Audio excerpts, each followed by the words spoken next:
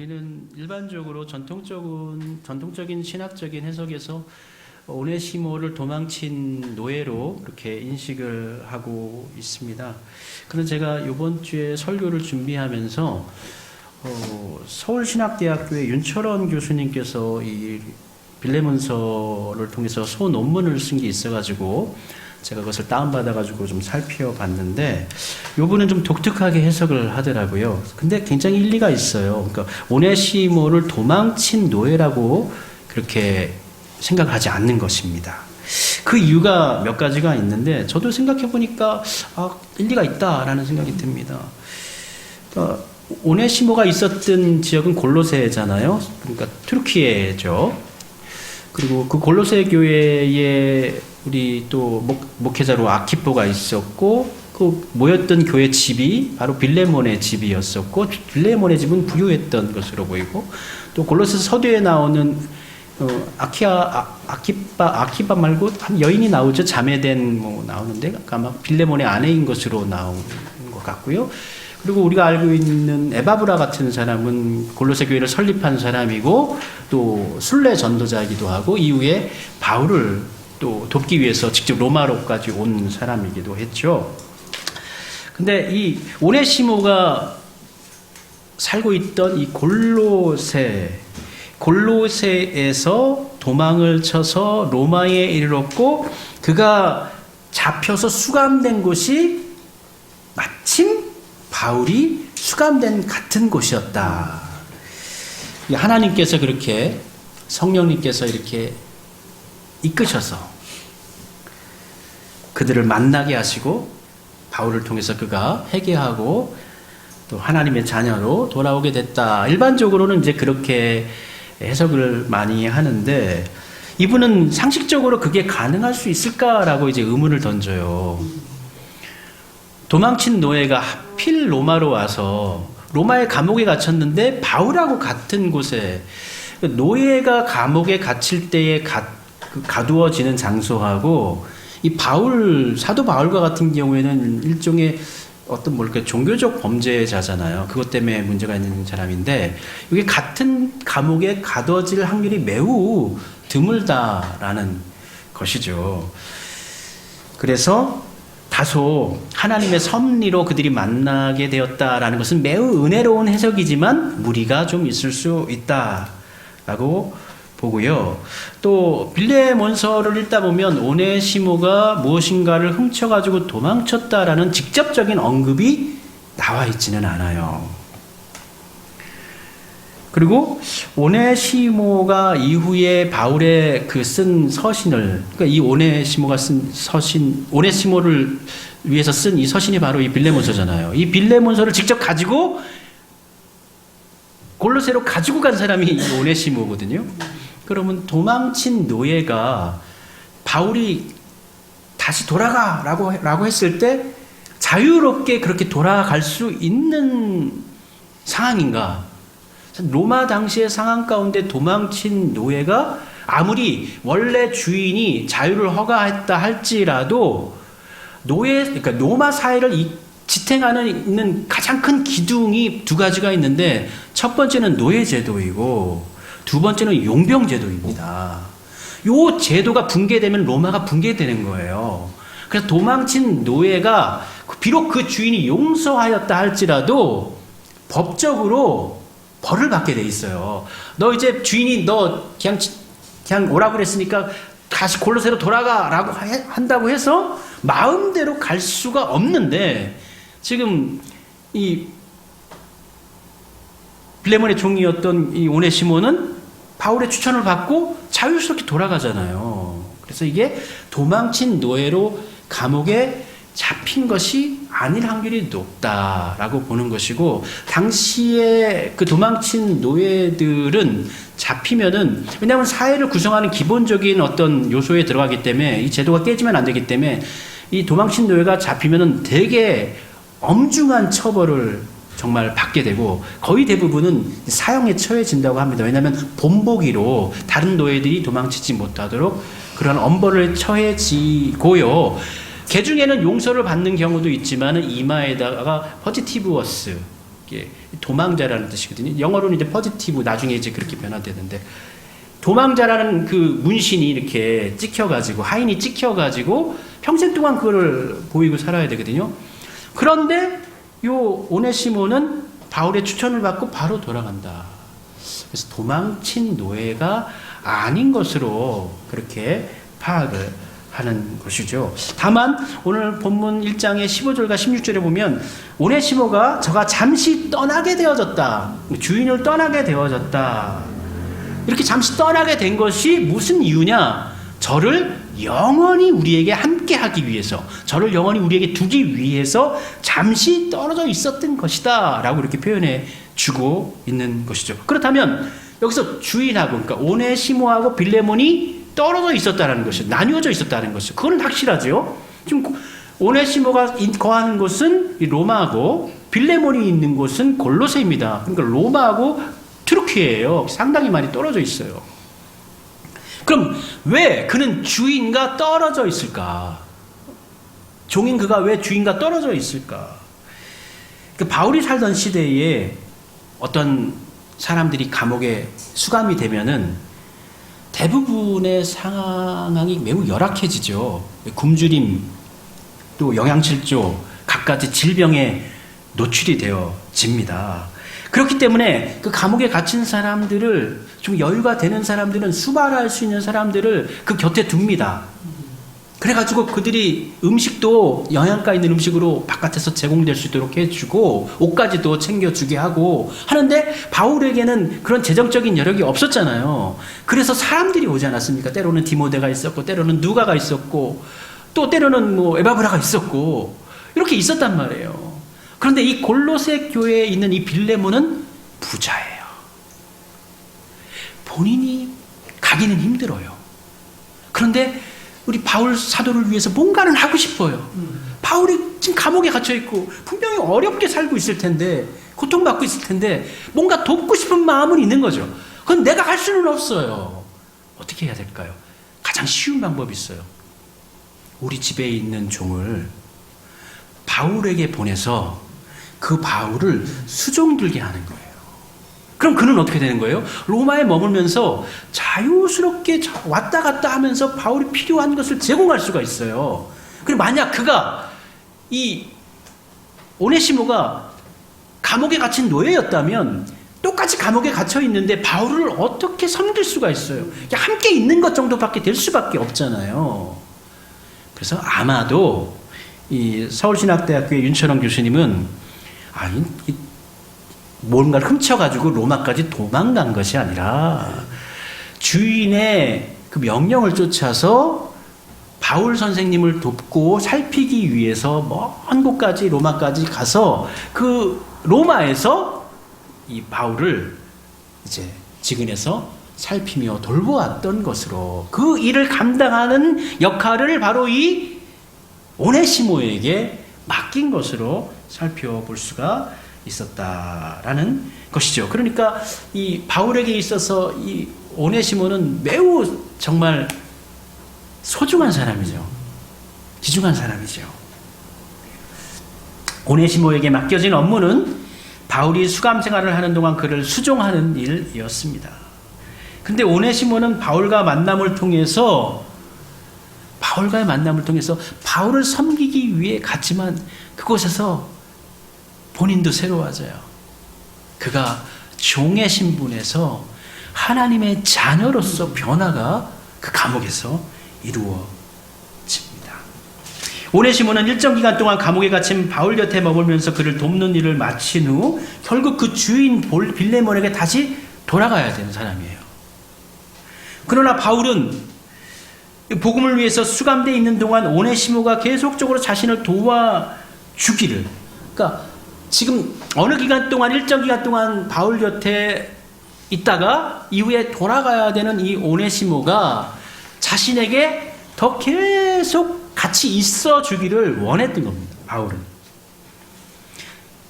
바울은 오네시모를 가리켜서 나와 너에게, 너는 여기서 말하는 것은 이제 빌레몬이죠. 나와 너에게 이 오네시모는 매우 유익한 사람이다. 더불어서 더하여서 얘기하는데 이제는 그를 종으로만 둘 것이 아니라 우리 안에 사랑받는 형제로 두어야 할 사람이다 라고 바울은 빌레몬에게 말합니다. 그것도 본인이 직접 빌레몬서에 얘기하는, 내가 바울이 친필로 써서 보증한다는 거예요. 직접 내가 보증하니까 이 사람에 대한 신원을 정말 좋은 사람이라는 것, 이 사람 믿음으로 정말 대단한 일을 감당할 수 있는, 나에게 정말 매우 필요한 사람이라는 걸 보증하여서 이제 종으로서가 아니라 이 오네시모를 우리 교회 공동체의 형제로 우리가 받아들여야 한다라는 그러한 의미를 전해주고 있는 것이죠. 그러니까 빌레몬의 입장에서 보면은 만약에 이 바울의 요청을 받아들이면 종으로서가 아니라 이제는 우리 안에 한 형제로 받아들여야 된다고 한다면 빌레몬에게 있어서는 손해를 감수해야 되는 거예요. 빌레몬은 자신의 돈을 들여서 이 오네시모를 종으로 샀어요. 그것이 보통 일반적으로는 일반인이 종으로 자신 스스로를 어떤 필요에 의해서 갑자기 자신에게 병이 났다든지 가정에 우환이 생겨가지고 돈이 일제 필요해가지고 자신의 몸을 파는 경우가 있었다고요. 그러면 보통 7년이었어요. 7년 동안 종으로 파는 그 돈, 연봉을 계산해가지고 주는 것이죠. 그런데 이제 오네시모를 그렇게 7년 동안인지 아니면 원래부터 종이었는지 모르지만 오네시모를 자유인으로 회복시켜주면은 이 빌레몬은 자신이 투자했던, 오네시모에게 투자했던 돈을 회수할 수가 없게 되는 손해를 보게 되는 것이죠. 그래서 노예인, 종인 오네시모에게 투자를 했다는 것은 다른 말로 하면 그에게 빚을 줬다는 거예요. 그리고 오네시모는 이 빌레몬에게 빚을 진 사람이에요. 빚을 갚아야 하는 사람인 거예요. 그래서 바울이 빌레몬에게 18절에 이렇게 얘기하죠. 그가 만일 내게 불의하였거나 내게 빚진 것이 있으면, 여기서 빚진 것을 우리는 일반적으로 했을 때 이제 훔친 것 그렇게 파악을 했는데, 이 본문을 그야 말 그대로 자신의 몸을 팔아가지고 그 일정 부분에 대한 투자했던 돈으로, 빌레몬이 투자했던 돈으로 생각을 하는 것이죠. 빚진 것이 있으면, 네가 이 오네시모를 사기 위해서 썼던 돈이 있으면 그 돈을 오네시모에게 요구하지 말고 내게 요구해라. 내 앞으로 계산해줘라. 그렇게 부탁하고 있는 것이죠. 그러니까 오네시모는 한시적으로 바울에게 파송되었던 협력자였는데, 따라서 바울은 오네시모를 다시 그 주인에게로 다시 빌레몬에게 돌려보내야 하는데, 이 때문에 바울은 이 오네시모를 더 곁에 두고자 이 서신을 써가지고 종으로 둘 사람으로 하지 말고 이제 우리 한 형제, 사랑받는 형제로 오네시모를 받아들이자. 이걸 받아들이면 이제 빌레몬은 자신의 손해를 감수하고 오네시모를 자유인으로 복권시켜 주어야 한다라는 것이죠. 그래서 본문 12절부터 14절까지 보면, 내가 그를 돌려 보내노니 그는 내 신복이라. 그러니까 지금까지 이제 바울을 일정 기간이 차서 그 기간 동안 바울을 돕고 이제 기간이 됐기 때문에 돌아가야 된다는 것이죠. 그래서 이제 돌려 보내는데, 그는 내 신복이라. 그를 내게 머물러 있게 하여 내 복음을 위하여 갇힌 자 중에서 내 대신 나를 섬기게 하고자 하나. 그래서 그를 다시금 내게 돌아오게 만들고 돌아오게 하는데, 누구 대신이요? 내 대신, 빌레몬 대신, 너 대신에 그를 내게 보내주어라. 나를 섬기게 해라. 다만 그렇지만 내가 억지로 할 수는 없잖아. 이 오네시모는 지금 빌레몬의 종이잖아요. 그래서 다만 너의 승낙이 없이는 내가 아무것도 하기를 원하지 아니하노니 이는 너의 선한 일이 억지같이 되지 아니하고 자의로 되게 하려 함이라. 이렇게 하면서 이걸 억지로 내가 부탁하고 있지만 이걸 억지로 받아들이지 말고 당신의 자유로운 마음으로, 자비로운 마음으로 그를 자유인으로 풀어 주십시오 라고 요청하고 있는 것입니다. 만약 내가 나를 동무로 알진대 저를 영접하기를 내게 하듯 하고 저가 만일 내게 불의를 하였거나 내게 진 것이 있거든 이것을 내게로 회개하라. 빌레몬서는요 한 장짜리죠. 한 장짜리 서신이고 목회 서신도 아니고 뭐 공동 서신도 아니고 교회 공동체에 보낸 그건 뭐예요? 개인적인 서신이에요. 바울의 개인 서신이에요. 성경으로 들어가기가 어떤 면에서는 조금 좀 애매한, 이해하기 좀 어려운, 그리고 내용 자체도 그냥 특별히 어떤 목회적 겉면이나 어떤 기독교적 가르침이나 이것이 뚜렷하지가 않은 오네시모와 바울 그리고 빌레몬과의 관계를 이야기해주는 그러한 서신서거든요. 그런데 이 빌레몬서가 사실은 기독교가 초기의 기독교가 어떻게 로마를 정복하고 전 세계의 종교로서 정말 이렇게 일어설 수 있었는가를 보여주고 있는 근거가 되어지는 그러한 서신입니다. 당시의 사회 구조 속에서 지배 구조가 있잖아요. 항상 베드로 전후서도 그렇고 디모데 전후서도 그렇고 야고보서도 그렇고 종과 하인의 역할이 있어요. 교회로 보면 이제 장로와 집사의 역할이 있고 또 남편과 아내의 역할이 있고 자녀와 부모의 역할이 있어요. 일종의 이러한 형식의 계급 사회예요. 특별히 종과 주인의 관계는 매우 엄격했습니다.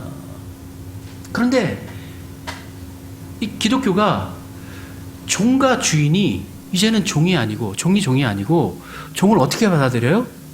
우리가 사랑할 하나님의 자녀요 형제로 받아들이고 있다는 거예요.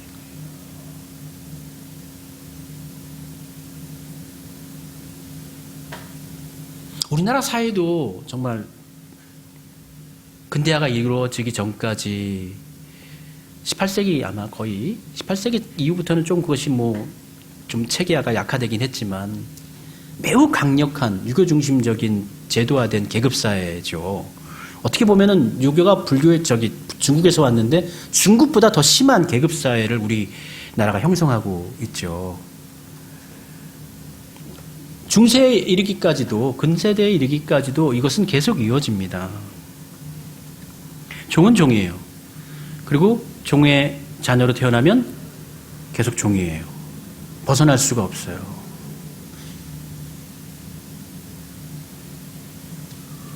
역사의 진행기를 바라보면, 역사의 발전기를 바라보면 권력은 항상 집중화되어져 있죠. 권력의 최정상에는 왕이 있고 거기 귀족계층이 있고 그 밑에 이제 상업계층이 있고 일반 서민이 있고 그리고 노예계층이 있는 이게 일반적인 역사의 테두리 속에서 사회구조, 국가구조를 이루고 있는 거예요. 근데 이게 너무 자연스럽고 이게 당연하다고 여겨지는 세상의 흐름이에요. 근데 기독교는 그게 아니에요. 기독교는 그거 아니에요. 종이었는데 자유인이 된 뿐만 아니라 우리와 같은 사람이 된 같은 존재, 같은 하나님의 형상을 입은 자녀라는 거예요.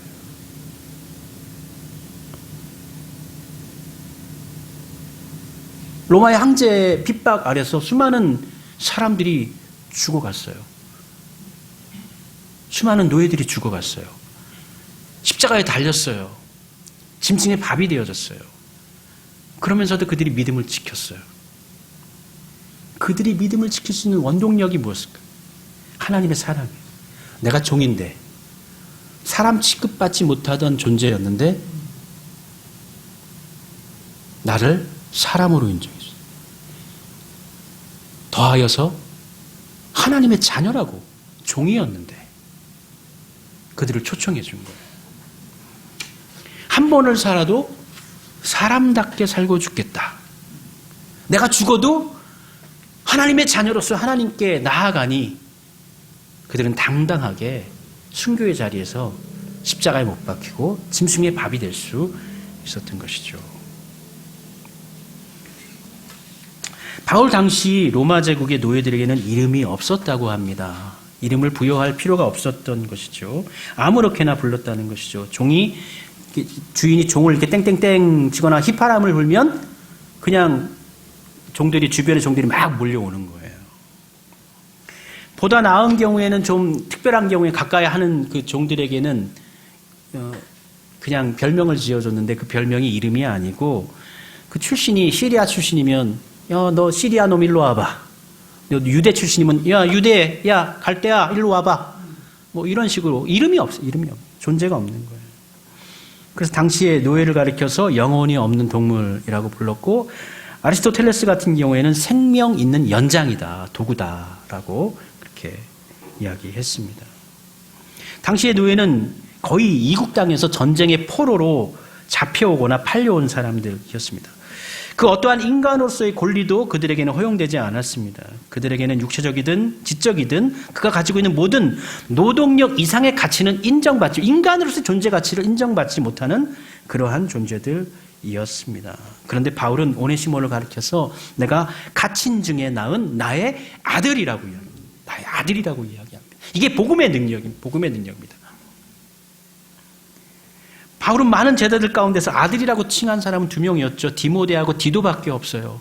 그런데 거기 한 명 더하여서 오늘 본문에 이 오네시모를 가리켜서 내가 감옥에 갇힌 가운데 낳은 나의 아들이라고 이야기합니다.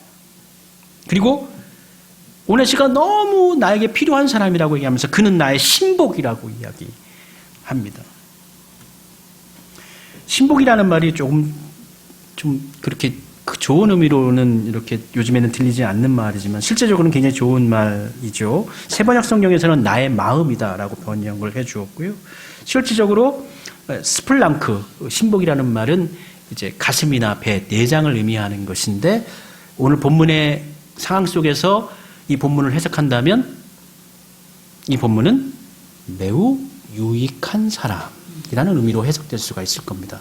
오네시모는 내게 또 당신에게 빌레몬에게도 매우 유익한 사람이다. 바울은 오네시모를 빌레몬에게 돌려보내면서 그를 받아줄 것을 요청을 하죠. 그를 내게 머물러 있게 하여 내 복음을 위하여 갇힌 중에서 내 대신 나를 섬기게 하고자 하나 다만 내 승낙 없이는 이 방향도 마찬가지예요. 그를 하나님의 자녀로 나 동등한 하나님의 인격체로 우리 받아들이고 뿐만 아니라 이것을 요청하는 것도 인위적으로 강제적으로 빌레몬에게 강압적으로 하는 것이 아니라 이것이 자의적이어야 된다는 거예요. 내 승낙 없이는 빌레몬의 승낙 없이는 내가 아무것도 하기를 원하지 아니하노니 그랬어요. 그러니까 목적도 좋아야 하지만 그 가정도 맞아야 된다는 것이죠. 이는 너의 선한 일이 억지같이 되지 아니하고 자의로 되게 하려 함이라. 이 선한 일이잖아요. 하나님께서 좋아하시는 선한 일인데 이것을 억지로 하지 말고 너 스스로 자의로 자신의 스스로의 의지로 이 좋은 일을 선택하라. 그렇게 이야기하죠. 그러니까 똑같은 결론이라 할지라도 오네시모가 종에서 자유인이 되는 똑같은 결론에 이른다 할지라도 내 어떤 강압에 의해서 억지로 되는 것은 맞지 않다. 빌레몬의 스스로의 선택, 스스로의 섬김, 그것을 통해서 자유인이 되는 것이 옳다. 이야기합니다. 바울에게 있어서 강요에 의한 것은 실패고 자의에 의한 것은 성공이 되는 거죠. 결론도 좋아야 되고 가정도 좋아야 되는 거예요.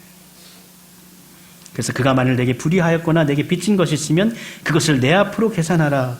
나 바울이 친필로 쓰노니 내가 갚으려니와 내가 이외에 내 자신이 내게 빚진 것은 내가 말하지 아니하노라 하면서 오 형제여, 감탄사가 들어가죠. 오 빌레몬이여, 오 형제여, 나로 주 안에서 너로 말미암아 기쁨을 얻게 하고. 이 선택을 하면 빌레몬이 하나님의 사랑을 실천한 거예요. 그것이 바울에겐 기쁨이 되는 겁니다. 내 마음이 그리스도 안에서 평안하게 하라. 얘기합니다. 한 장으로 되어져 있어서 읽기도 쉽고, 그리고 또 내용 자체로는 조금 그 성경의 내용으로서는 좀 모호한 부분도 있지만 그래도 초대교회 역사 가운데서 노예가 종이 어떻게 자유인이 되고 그가 그리스도인으로서 하나님의 자녀가 되어져 가는 변화의 모습을 보여주고 있는 것이죠. 노예였던 자가 사랑받는 형제로 새롭게 인식되고 변화되고 실제로 그렇게 되는 길, 그 가능성이 당시에는 불가능한데 예수님 안에서는 그것이 열려질 수가 있었던 거예요. 그 가능성이 기독교에 있었던 겁니다. 죄인이었던 자가 하나님의 자녀가 되고 노예였던 자가 자유인이 되고 신앙 안에서 공동체의 한 형제가 되는 원리가 초대교회에 있었던 것입니다. 이걸 통해서 우리는 초대교회가 꿈꿨던 사회적인 이상, 초대교회가 꿈꿨던 사회적 이상이기도 하고 하나님께서 우리 한 사람 한 사람에게 바라시는 사회적 이상이 같이 투영되고 그걸 살펴볼 수가 있는 것이죠. 이후에 성경에는 오네시모의 내용이 이제 기록이 되어져 있지 않습니다. 근데 우리는 파악해 볼 수가 있죠. 아마 빌레몬이 오네시모를 자유인으로 아마 허락해 주었을 것입니다. 빌레몬이라는 이름, 그 이름이라는 것이 상징하는 것이 있는데 빌레몬이라는 이름은 사랑을 간직한 자, 사랑이 있는 자라는 뜻이고 원래 종들이 원래 이름이 없었다고 제가 말씀드렸잖아요. 근데 오늘 종인 이 오네시모는 오네시모 이름이 생겼지 않습니까? 이게 원래부터 오네시모의 이름일 수도 있고 바울이 지정하여서 새로 만들어진 이름일 확률이 상당히 높습니다. 근데 오네시모는 무슨 뜻이죠? 오네시모는 유익한 자, 유익한 사람, 쓸모 있는 사람. 이후 오네시모가 어떻게 살았는지 성경에는 기록하고 있지 않지만 초대교회의 역사적 기록을 보면 사도시대 이후 이제 교부시대로 들어서거든요. 사도들이 다 죽고 난 다음에 이제 교부시대로 들어서는데 그때 문서들 가운데 살펴보면 오네시모가 그리스도인이 된 후 50년이 지난 107년에 안디옥 교회의 감독인 이그나티우스 초대교부죠. 이그나티우스가 자신이 이제 순교를 당하기 전에 자신의 순교를 직감하고 그동안 함께했던 목회자들과 성도들에게 두루두루 서신을 보냅니다. 그래서 나와 함께했던 모든 사역에 정말 섬겼던 것에 감사하고 뿐만 아니라 우리가 가진 이 믿음의 길을 죽더라도 꼭 지키도록 합시다. 이렇게 격려하고 권면하는 그러한 서신을 두루 여러 교회에 보내게 됩니다. 그 기록들이 남아 있습니다. 그런데 그때 에베소 교회의 감독에게도 이그나티우스가 서신을 보냅니다. 그리고 그 서신 가운데 그 안디옥 교회의 그 목회자를 이제 그 명망을 칭찬하고 존경하고 그러한 기록들을 거기에 이제 평가를 해놨는데, 근데 그 당시에 그 에베소 교회, 그러니까 에베소 교회는 디모데가 목회하고 이후에 아마 바울도 죽고 난 다음에는 사도 요한이 이 에베소 교회에서 마지막으로 이제 또 목회하기도 하고 유배당하기도 하겠죠. 근데 사도 요한 이후에 목회자거든요. 그때 그 목회자의 이름이 뭐냐면 오네시모입니다. 오네시모. 만약 이때 목회자가 오네시모가 빌레몬서에 나오는 오네시모와 동일인이라면 좀 오네시모는 이후에 정말 자유인이 되어져서 이제 자유인이 되었으니까 나는 행복해하고 자신만을 위한 삶을 산 것이 아니라 하나님의 부름받은 종이 되어져서 하나님 목회자로 세워져서 헌신한 이그나티우스가 매우 칭찬하고 존경할 만한 분으로 그 사역을 인정한 오네시모로 그 사명을 감당한 것으로 살펴볼 수가 있는 것이죠. 오네시모는 유익하지 못한 무익한 종, 그러니까 하나님을 알지 못한다는 개념이 바울에게는 여기 있어요. 하나님을 알지 못할 때는 그것이 무익했어요. 하나님을 알지 못하면 모든 걸 다 잃어버리는 거예요. 우리가 아무리 이 세상 가운데 아는 것을 가지고 있고 누리고 있다 할지라도 하나님을 알고 있지 않으면 무익한 존재가 되어져 버리는 거예요. 모든 걸 다 잃어버리는 존재가 되어지는 거예요. 근데 오네시모는 무익하였는데 그가 어떻게 해요? 감옥에서 바울을 만나고 너와 나에게 유익한 자가 되겠습니다. 우리와 함께 하나님의 나라를 소망하는 하나님의 형제요 백성이 되었다라고 이야기합니다. 근데 사실 이 오네시모의 변화는 상징하고 있는 것이죠. 바로 우리들을 상징하고 있는 거예요. 우리 성도들을 상징하고 있는 거예요. 재노예된 백성, 그리고 또 종으로, 이 세상 살이 가운데 종으로 살아가고 있는 우리들이 바로 한 사람 한 사람의 오네시모가 될 수가 있는 것입니다. 이러한 사람들을 하나님께서 불러주시고 하나님의 인격체로서 인정해주고 뿐만 아니라 너는 나의 형상을 닮은, 나를 닮은 하나님의 자녀다라고 우리를 부르신 것이죠. 우리의 삶은 연약하고 우리의 모습은 부족하고 실제 우리의 삶은 어려움이 있지만 그러나 그 모습을 우리 하나님께서는 받으시고 있는 그대로 받으시고 종된 모습이지만 연약한 모습이지만 그 모든 모습을 받으시고 사랑하시고 그리고 그러한 우리를 위해 희생하시고 헌신하셔서 우리를 하나님의 자녀로 새롭게 하시고 거듭나게 하시고 하나님의 뜻에 부합한 삶으로 우리를 이끌어 내셨다라는 것입니다. 연약한 오네시모가 변화가 되어 새 사람이 되고 자유인이 되고 하나님의 일을 감당하는 소명자가 되어졌던 것처럼 우리 역시도 똑같이 부족한 사람들, 제 연약한 사람들, 제 노예된 사람들, 삶에 정말 얽매여 있는 그런 사람들이지만 우리 하나님께서는 우리를 기이 여기시고 우리를 부르시고 우리를 주님의 당신의 백성으로 삼으시고 당신의 자녀로 인정해 주셨습니다. 그 은혜를 우리가 마음 가운데 새기면서 살아갔으면 좋겠습니다. 우리는 하나님을 알기 전에는 무익한 사람들이에요. 아무것도 우리는 가져갈 수 있는 것이 없는 그런 아무것도 아닌 존재. 그러나 우리 하나님께서 우리를 불러서 유익한 자들로 우리를 세우셨습니다. 그것에 감사하면서 그것에 고마워하면서 하루하루 좀 즐겁고 행복하게 사셨으면 좋겠습니다. 하나님이 나를 사랑하셔서 이렇게 종된 우리를 하나님의 자유인으로 백성으로 자녀로 삼아주셨다. 그것을 감사하면서 좀 인식하면서 그렇게 살아가도록 합시다.